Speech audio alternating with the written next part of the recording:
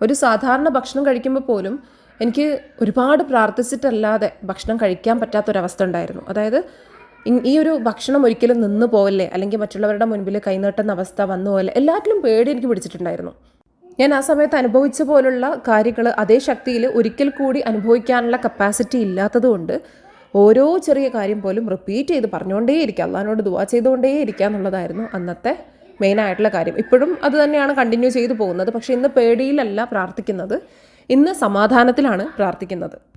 നമുക്ക് ഇസ്ലാമികമായിട്ട് നമ്മൾ പ്രാർത്ഥിക്കുന്ന സമയത്ത് ഇപ്പോൾ ചില പ്രാർത്ഥനയ്ക്ക് പെട്ടെന്ന് തന്നെ ഉത്തരം കിട്ടും, ചില പ്രാർത്ഥനകൾ നാളത്തേക്ക് പരലോക ജീവിതത്തിലേക്ക് മാറ്റിവെച്ചിട്ടുണ്ടാവും, അതായത് സമ്മാനങ്ങളായിട്ട് മാറും. ചില പ്രാർത്ഥനകൾ പ്രൊട്ടക്ഷനായിട്ട് മാറും എന്നാണ്. അതായത് നമ്മളൊരു കാര്യത്തിന് പ്രാർത്ഥിക്കുന്നു, ഒരു നല്ല കാര്യത്തിന് പ്രാർത്ഥിക്കുന്നു, പക്ഷേ ഒരു ലൈഫിൽ ഓൾറെഡി വരാനിരുന്ന ഒരു മോശമായിട്ടുള്ള അനുഭവം ഈ നല്ല പ്രാർത്ഥനകൾ കൊണ്ട് ഇല്ലാതാവുന്നതാണ്.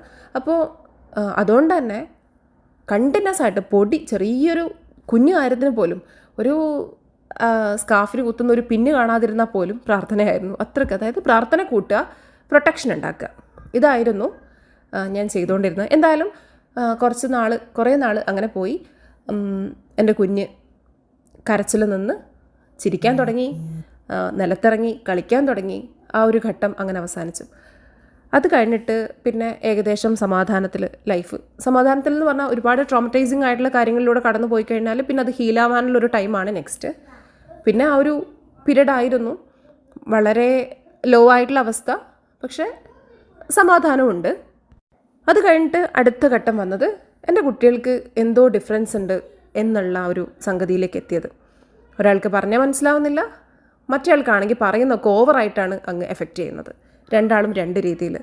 ഇതെന്നെ വല്ലാതെ പിടിമുറുക്കാൻ തുടങ്ങി, എന്നെ വല്ലാതെ ബുദ്ധിമുട്ടിക്കാൻ തുടങ്ങി. അങ്ങനെയാണ് കുട്ടികളുടെ ഡയഗ്നോസിലേക്ക് എത്തുന്നത്. കുട്ടികളെ ഡയഗ്നോസ് ചെയ്യുന്നത് ഒരാൾ ADHD, മറ്റേ ഓട്ടിസ്റ്റിക്. ആ സമയത്തും ഇവരുടെ പ്രശ്നങ്ങൾ പുസ്തകങ്ങൾ വായിക്കുന്നുണ്ട്, ഒരുപാട് നോളജ് കളക്ട് ചെയ്യുന്നുണ്ട്. പക്ഷേ ഇവരെ രണ്ടുപേരും എക്സ്ട്രീം ലെവലാണ്. രണ്ടുപേരും രണ്ട് ലെവലിൽ രണ്ട് വ്യത്യസ്ത സ്വഭാവമുള്ള ആൾക്കാരായതുകൊണ്ട് ഇവരുടെ ഇടയിൽ നിന്ന് കാര്യങ്ങൾ പരിഹരിക്കുക എന്ന് പറയുന്നത്, എനിക്ക് ജോലിയുണ്ട്, ഞാനത് ചെയ്യണം, വീട്ടിലെ കാര്യങ്ങൾ മാനേജ് ചെയ്യണം. ഹസ്ബൻഡ് ഇടയ്ക്കിടയ്ക്ക് അടുത്തുണ്ടാവില്ല. ഹസ്ബൻഡ് അധികവും മറ്റുള്ള യാത്രകളിലൊക്കെ ആയിരുന്നു ആ സമയത്ത്, ഒരുമിച്ചുണ്ടാവില്ല. ഞാൻ തന്നെ ആയിരിക്കും ചിലപ്പോൾ പുറത്ത് പോകേണ്ടതും സാധനം വാങ്ങേണ്ടതും വീട്ടിൽ കുട്ടികളുടെ കാര്യം നോക്കേണ്ടതും സ്കൂളിൽ അയക്കേണ്ടതും അല്ലെങ്കിൽ ഇവരുടെ എല്ലാ കാര്യം